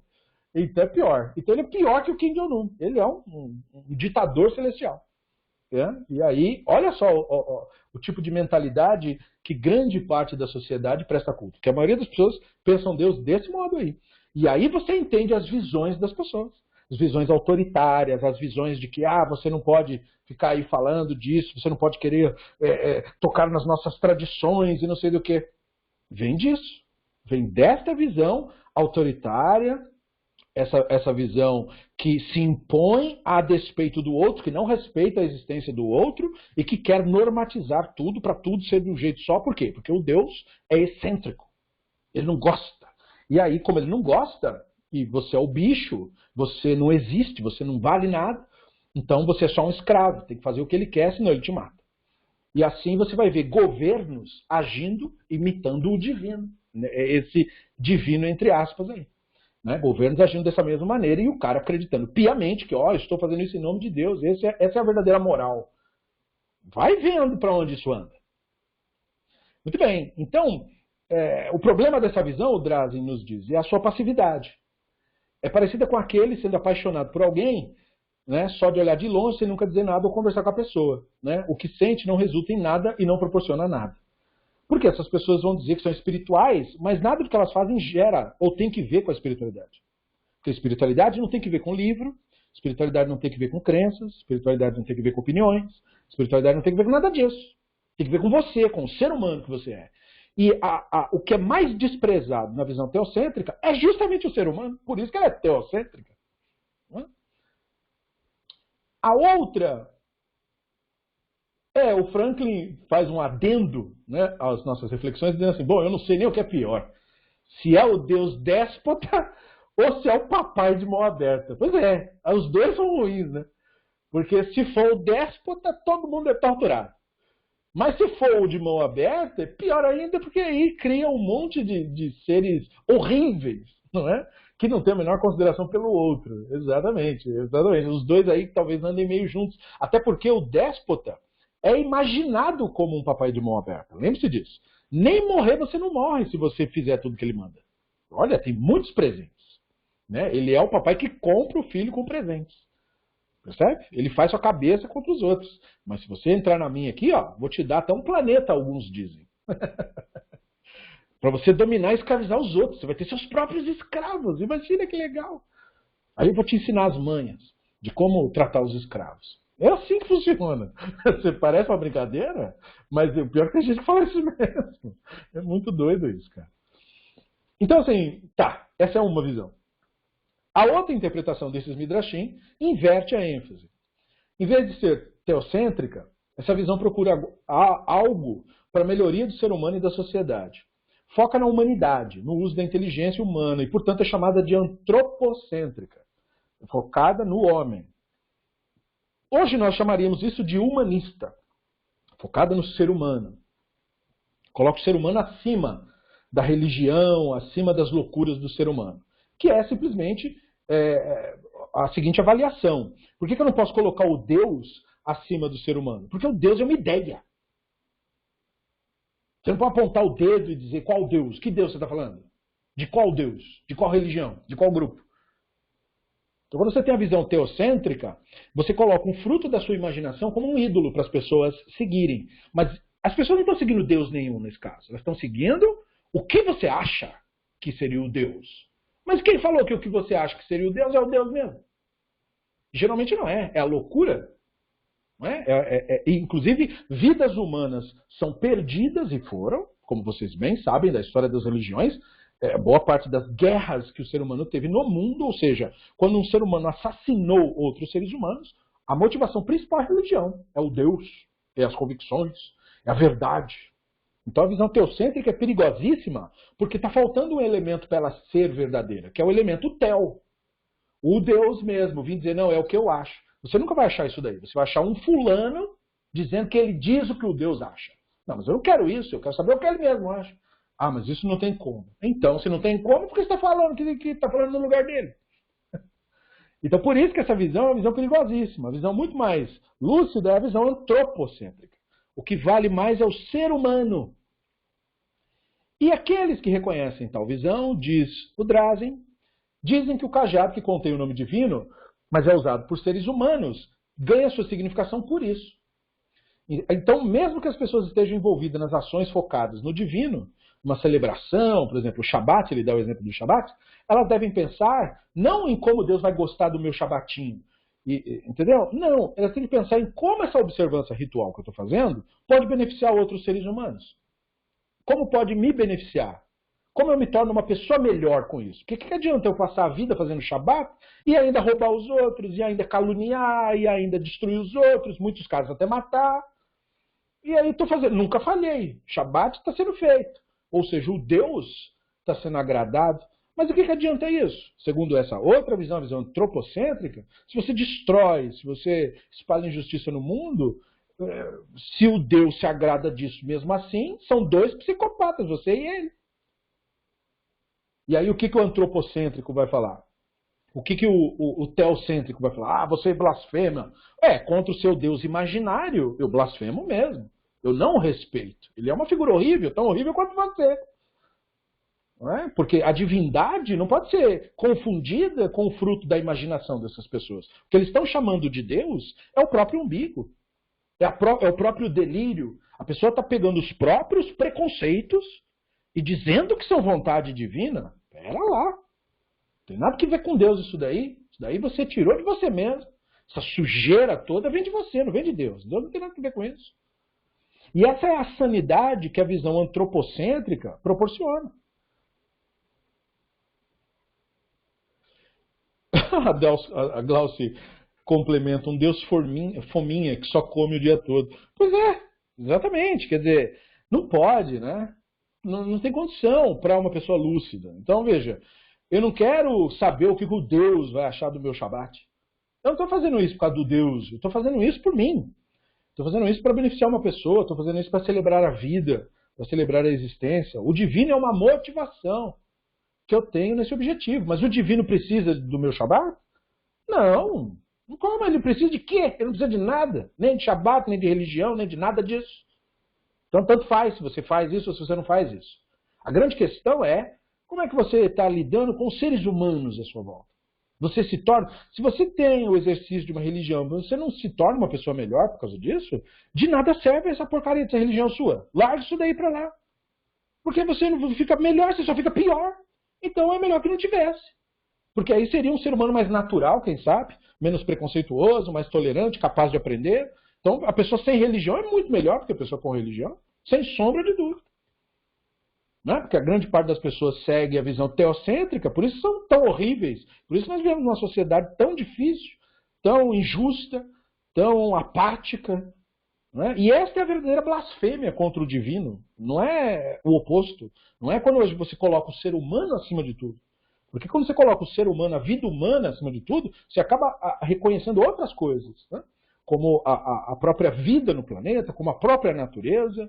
E, portanto, você para de ver o ser humano como se ele fosse um problema, mas uma parte do mundo natural. Portanto, o mundo natural também tem que ser preservado, respeitado, e tudo tem que se moldar para isso. Se a minha religião está me fazendo atacar e fazer mal para um outro ser humano, não é aquele ser humano que tem que mudar, é a minha religião que tem que mudar. Ela está errada, porque ela está colocando ser humano contra ser humano, isso não está certo. Isso não tem nada a ver com Deus. O objetivo da instrução divina é para melhorar seres humanos. Porque se não for para isso, ela não serve para nada. Essa é a grande questão. A espiritualidade, ou ela te transforma, ou ela não serve para nada. Não adianta nada ler livro e dizer que acredita em X, Y, B. Você vai morrer logo mais. Então isso aí não adianta nada. Ou a espiritualidade te transforma, ou ela não serviu para nada. Então você tem que ter um foco na sua vida, que é a sua transformação, que é a sua melhoria absolutamente. Para que realmente haja um ponto anterior e posterior a isso. Para que realmente você, quando chegar o seu momento de sair do planeta, você fala, não, mas realmente olha como eu sou, totalmente diferente como eu vim. Houve uma melhora inacreditável. Muita coisa, muita porcaria foi tirada. Tirei o máximo que eu pude, fiz o melhor que eu pude. E isso é fantástico. Então, esse é o entendimento do Rambam, nos diz o Drazen, no Guia dos Perplexos, tomo 3, capítulos 26 até o 54. Veja que nos 26 nós já vimos isso. Onde ele escreveu que os mandamentos têm o objetivo de proporcionar concepções para a melhoria dos indivíduos e da sociedade. Não tem nada a ver com Deus. tem nada a ver com agradar papai de ninguém, tem nada a ver com agradar o déspota, não tem nada a ver com agradar o psicopata para ele não me matar, nada a ver com isso. Nada a ver com isso. Então por isso que nós estamos aprendendo lá o que quer dizer a expressão ira, qual é o problema da idolatria, para você reinterpretar isso tirando a visão teocêntrica, para você entender que não é sobre o Deus. Deus não se ofende, Deus não está nem aí para sua religião. Você acha que Deus está preocupado se o cara tem 10 deuses? Não, o foco não é esse, amigo. Amigo, foco é a realidade. A divindade se manifesta na realidade. Todos os seres humanos são convidados a viver de acordo com o mundo real. Esse é o ponto. Esse é o que importa. É isso que cria harmonia entre os seres humanos. O que coloca seres humanos em conflito são os seus delírios. São suas ideologias. É isso que coloca as pessoas em conflito. Tirando essa loucura, o ser humano enxerga o outro ser humano. Aí pronto. Não tem conflito. Não tem porquê eu ter conflito com aquele ser humano se ele é minha imagem e semelhança. Então, você enxergar a realidade através da Neshama, você transforma a sociedade. Mas como o Drazen comentou antes, são raríssimos os que enxergam desse modo, verdadeiramente. Há hipócritas que dizem isso, mas depois vão pregar o conceito teocêntrico. A nova moda agora é essa. É o cara ser teocêntrico, mas mentir para você dizendo que é descolado. Tentam de tudo. E nós estamos na era da pós-verdade. Mentir parece que virou um negócio impressionante. Então todo o discurso deve ser cuidadosamente analisado, para ver se ele é realmente humanista mesmo, realmente antropocêntrico. É como o falso racionalista, que na verdade racionaliza a loucura, e diz que é racionalista, como a pseudociência, que usa palavrinhas científicas ou ideias científicas distorcidas para parecer que é científica, mas não é. Então, assim como tem a pseudociência, o pseudo-intelectualismo, você também tem o pseudo-humanismo. O cara diz, não, eu sou por todos, respeito por todos, mas tem que matar aquele ali. Aí você já pega o cara, mas peraí, né? Você falou que era humanista? Então, e como assim, eu sou humanista, mas só até a página 2. Então não é, né? Porque é exatamente isso que é não ser.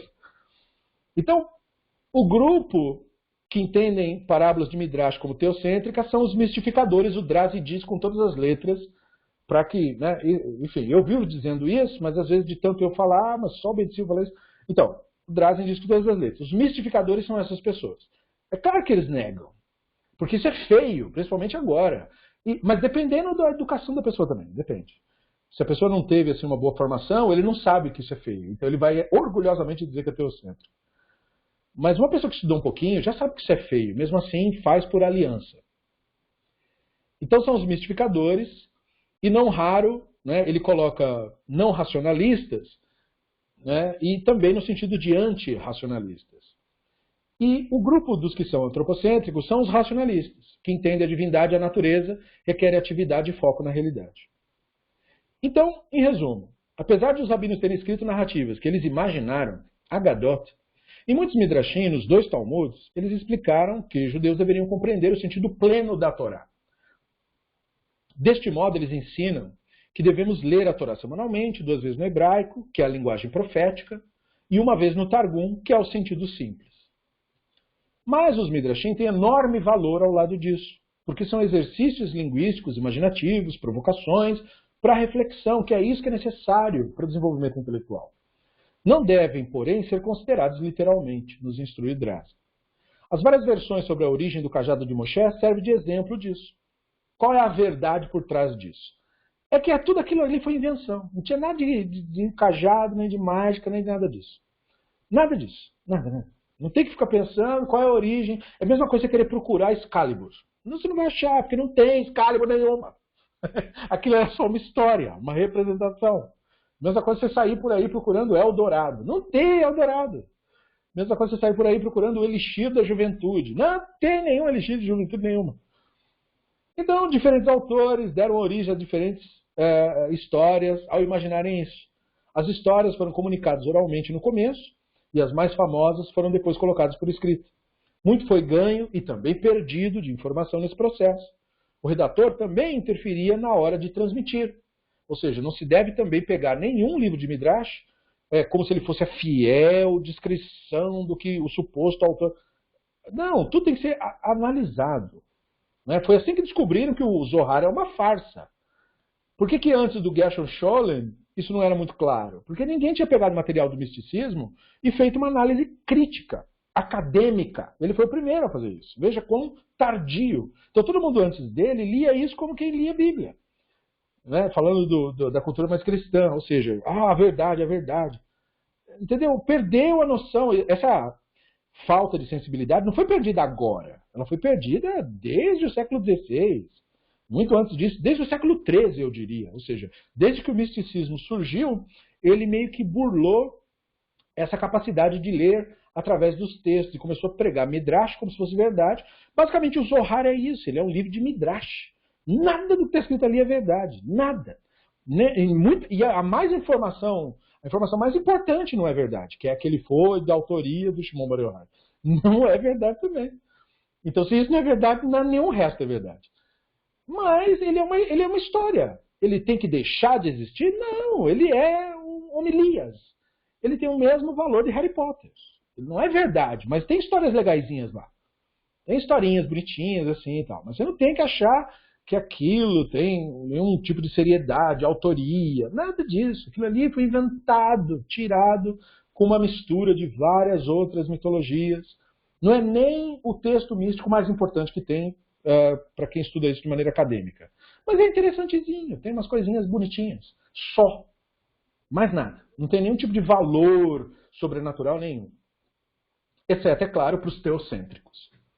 Então, ele é cheio de interferência. Novos eventos foram adicionados com o passar do tempo para atender o novo público. Né? E apesar das variações, muitas vezes tem um tema comum. O fato de ter um tema comum em vários Midrashim não quer dizer que ele é de uma origem antiga, mágica. Não é isso. É que quando você cria muita história, você pega pontos em comum baseado na fama da história. Como eu falei da saga do herói. Né? Povos que nunca se viram e nunca se falaram contam histórias mais ou menos do mesmo jeito. Por quê? Porque são seres humanos contando histórias para seres humanos. É claro que ia dar mais ou menos do mesmo jeito. Porque é o mesmo bicho, né?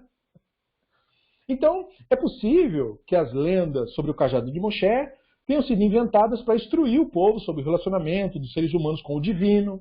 Porque muitas vezes você vivendo no mundo natural, no mundo do sofrimento, no mundo antigo, parece que Deus não está lá. Assim como muita gente hoje fala, bom, mas cadê o Deus? Né? Eu saio na rua, tem crime acontecendo, tem corrupção acontecendo no governo, tem loucura, tem gente mandando matar os outros, tem gente falando bobagem, que a ignorância está imperando, a mentira, a calúnia. Cadê o Deus? Que não estou vendo Deus nenhum. Então, essas histórias eram meio que para tentar mostrar para a pessoa uma maneira de ver isso. Não é a verdade. É uma provocação para você refletir sobre, quem sabe, essa possibilidade aqui. E você pode falar não. Você fala, não, essa não me apetece. E você está em busca do conhecimento. O Midrash, portanto, não é uma resposta para suas perguntas. O Midrash é uma provocação para você fazer mais perguntas. Talvez você não está fazendo as perguntas certas. Por isso você precisa do Midrash, para ele te inspirar a fazer outras perguntas. Senão você fica sempre fechado fazendo as mesmas perguntas. E aí você nunca vai ter resposta. E não é deixado claro no livro como isso funciona. Por outro lado, a história também pode estar focada nos seres humanos e no uso da inteligência, não no divino, que é a nossa visão. As leis bíblicas servem para gerar ideias criativas e adequadas para melhoramentos individual e social. Ora, o que eu vou fazer com a história do filho contumaz e rebelde? A Torá fala, olha, quando tiver um filho que é beberrão e comilão, é o seguinte, Deus mandou fazer o seguinte com esse filho aí, pega ele, leva na porta da cidade. O pai e a mãe vai apedrejar ele até matar. Depois vai vir todo mundo do bairro e vai apedrejar ele até matar também. Pronto, tirou o mal de Israel. Se você escutar isso de um governante, ou se você tiver seu filho aí, faz o seguinte, pega ele, mata ele, depois leva ele num lugar público, aí todo mundo bate nele um pouco também. Aí todo mundo vai ter essa imagem horrível na cabeça, você vai ver, nunca mais vai ter problema. Você ia mandar prender essa pessoa, eu suponho. Vai que tem alguém ouvindo dizendo, não, é isso mesmo que tem que fazer. Mas para pessoas lúcidas, você ia achar isso horrível. Então por que isso é atribuído ao divino? Isso é horrível, que ideia horrível. Quer dizer, você quer resolver um problema social com violência e de pior tipo, com barbárie? Então, se você é literalista, teocêntrico, você não tem o que fazer com esse texto. Certo? Porque o texto falou o que falou. Agora, se você estiver sendo instruído por alguém racionalista, você vai ter entendido o que nós falamos aqui. As leis não é para ser seguida, não é representação do divino, elas são provocações. Quando os rabinos leram isso, qual foi o resultado deles? Eles falaram, puxa, que bonito. Não, eles disseram, Deus nos livre de fazer uma coisa dessa. É isso que é o valor. Eles falaram, não, isso aqui nunca foi feito. Deus nos livre. Aí veio o Rabino Akiva, veja, né, inventor de Agadote, de histórias. Ele falou, não. Se eu fosse chefe de um tribunal, nunca que ninguém ia ser assassinado. Tá maluco? Matar os outros por causa disso daí? Veja, é isso que o texto tem que provocar em nós. O texto traz quem nós realmente somos. Porque muitas pessoas vão ler esse texto e dizer, não, tem que morrer mesmo. Então, eles estão mostrando quem eles verdadeiramente são. Estão mostrando quão longe estão do divino. A Torá é, sobretudo, um espelho, como Franklin sugeriu antes, né? É uma anedota que, conforme você lê, revela quem você verdadeiramente é. Então, o cara... Veja, os rabinos, mesmo o texto dizendo, mas foi o Deus que falou. Eu não quero saber quem foi que falou. Ah, mas foi o Deus, então não pode, está errado igual. Mas foi o Deus que disse, não quer saber que foi o Deus. Não pode fazer isso. Está maluco? Pode matar o filho? Está louco? Então os rabinos tinham a sensibilidade. E, portanto, eles deram a lição de como reagir ao texto, como trabalhar a tradição, como atingir o objetivo que se pretende. Porque eles viram tanto de pena capital que a Torá diz, isso aqui é pena capital, aquilo ali é pena capital, isso aqui é pena capital. E os rabinos falaram, não, mas peraí, né? Tudo é pena capital aqui nesse livro? Então o que a gente vai fazer em relação a isso? Bom, vamos seguir ao pé da letra. Como assim ao pé da letra? Ué, o texto está dizendo o quê? Quais os requerimentos para ter pena capital? Bom, diz que tem que ter 2 testemunhas. Beleza, 2 testemunhas, mas não é todo mundo. É 2 testemunhas sábias. Ó, já está dificultando as coisas. 2 testemunhas sábias. Ah, beleza, 2 testemunhas sábias. Mas como é que tem que ter sido? Tem que ter sido assim, tem que acontecer na frente da pessoa. Não tem isso de que o cara viu de longe. Beleza. E aí? Se acontecer na frente da pessoa mesmo, também tem que ter mais uma coisa. O sábio, que conhece a lei, tem que ter dito para a pessoa que comete o crime, ô fulano, você sabia que se você fizer isso aí, gera a pena capital? E a pessoa tem que ter respondido, sim, eu sabia, e vou fazer de propósito, bem na sua frente. Se tudo isso se confirmar, sem nenhuma sombra de dúvida, aí a gente executa. E aí, criando esse tipo de condição, seguindo apenas o texto, o que os rabinos fizeram? É impossível você conseguir isso daí, porque basta a pessoa chegar no tribunal, e aí, você foi me avisado? Não, ninguém me avisou nada não. Então a gente não pode condenar, ele não pode aplicar a pena capital, porque estão dizendo que ele não foi avisado. E aí, para não correr o risco de falar, não, mas alguém pode chegar no tribunal e caluniar, e dizer, não, mas eu estava lá, eu vi. Os rabinos disseram, é verdade. A pessoa pode não caluniar. Então a gente vai criar um método de investigar essa pessoa exaustivo, vai pegar a história, as contradições dela, e a gente vai avisar para ela, tá, você vai dar o testemunho, mas é o seguinte, hein? Se a gente descobrir que você está mentindo sobre isso, o que você queria que acontecesse com o outro, a gente vai fazer com você. Você topa? A maioria vai dizer, não, aí não, né? Aí eu não quero, né? Então, o que os rabinos fizeram com esse trabalho que eles tiveram? Eles eliminaram aquilo que estava incomodando eles na lei. Ah, mas o Deus falou para matar, não interessa. Como os rabinos dizem, né? Num texto clássico do Talmud, a Torá não está nos céus. Não é Deus nenhum que decide isso aqui sou eu que decido. Eu sou um ser humano, eu não vou ficar ficar matando os outros por causa de religião. Então os rabinos tinham uma visão que era muito superior ao que, infelizmente, é visto hoje. Hoje a pessoa não tem esse humanismo, essa visão antropocêntrica. A Torá foi feita para o ser humano ter uma vida plena, não para ficar perseguindo os outros, e tratando os outros mal e causando problema na vida dos outros. Então a ideia geral era essa. Mesmo que houvesse ali os discordantes, os teocêntricos, sempre existia esse pessoal aí. Mas os rabinos disseram, não, mas essa não é a norma. A norma é o ser humano, o foco é o ser humano. A gente elogia o divino, a gente faz de tudo, a gente gosta dele, mas tem coisa que ele falou que a gente não vai fazer não, porque isso aí não é humano de fazer, e se tinha algum entendimento aí profundo, eu não entendi. O que é o entendimento? Não me interessa agora. Eu preciso de algo para agora, porque eu tenho que resolver os meus problemas agora. E desta maneira, você mostra que você tem respeito intelectual pela Torá, pela tradição, pelas obras, você não mente sobre elas, você não diz que elas dizem o que não dizem, e você também não mente negando as coisas que ela diz. Essa coisa que não, mas a Torá não incentiva a violência, é só o Alcorão que incentiva. Mentira! A Torá também incentiva a violência. E muito. É que os rabinos não seguem. Os rabinos do Talmud, eu quero dizer. Eu não estou falando dos modernos agora, que estão até mandando matar os outros lá em Israel. Eu estou falando dos rabinos da tradição. Eles não seguiam isso. Por quê? Porque eles eram seres humanos melhorados. A ideia da Torá, que eles passaram, que foi entendido pelo Ramban e pelos racionalistas, é que a Torá tem o objetivo de melhorar o ser humano. Se você é uma criatura odiosa, preconceituosa, racista, homofóbico, você não foi melhorado. Religião não serve para nada para você. Então é preciso que você se melhore. Se a religião não te melhora, ela não está servindo para nada. E, portanto, o Midrash é um texto provocador, porque a Torá é um texto provocador.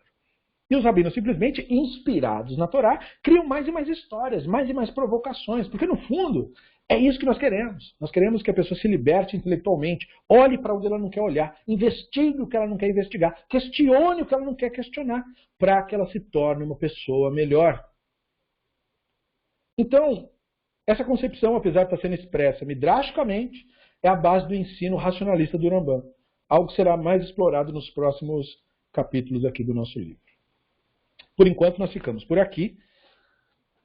Eu espero que você tenha aprendido as questões que foram propostas no começo, entendido o que é Midrash, entendido como é que foi elaborado, entendido como o Rambam lidava com isso, e entendido também o valor disso, né? Porque apesar de toda essa confusão interpretativa, o Midrash é uma obra muito importante, muito querida, muito, muito mesmo.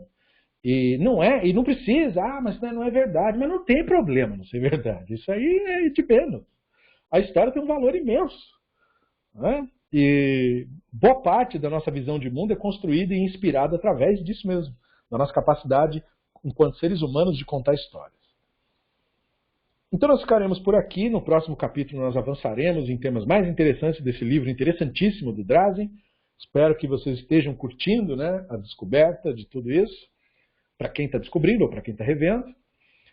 Uma boa noite, um bom descanso, bom final de semana e até a nossa próxima aula, B'ezrat Hashem.